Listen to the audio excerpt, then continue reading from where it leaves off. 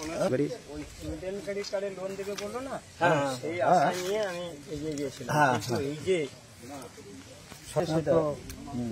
মানে এই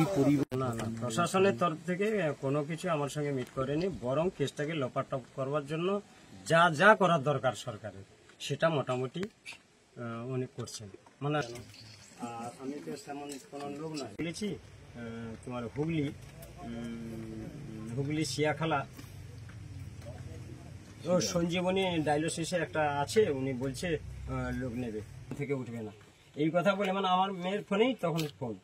তারপরে আমার মেয়ের ফোনটা সুইচ অফ করে দিচ্ছে আর কোনো কিছু। দীপালি জানার বাবা সুকুমার জানান, হ্যাঁ তুমি তাড়াতাড়ি সময় যত তাড়াতাড়ি সম্ভব চলে এসো এখানে, আর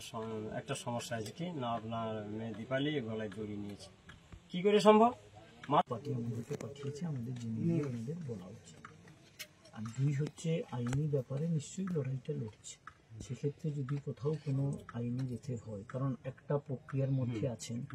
আমরা কোনোদিনই চাইবো না কোনো প্রক্রিয়ার থেকে বেরিয়ে আসে। যদি প্রয়োজন হয় বিকাশ ভট্টাচার্য বা আমাদের যে ফেরদৌস শামীম বা শামীম ম্যানেজার, আমাদের যারা যারা আছে, যদি কোনো প্রয়োজন হয়, সুদর্শনরা আপনার বাড়ির কাছে, উনি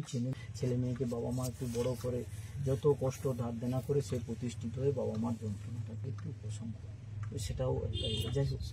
যারা আছেন সবটা মিলে আমি শুধু আপনাকে বলবো, মানে যে শক্তভাবে এটা আছেন, আরও দিদিভাই আছে, সবাইকে নিয়ে রক্ষা করে আস্তে আস্তে, আর আপনারা যেভাবে বলবেন আমরা সেভাবে অবশ্যই যে প্রক্রিয়ায় চলছেন, যেভাবে যা হচ্ছে আমরা দেখলাম, এটা আমরা পাঠিয়েছি।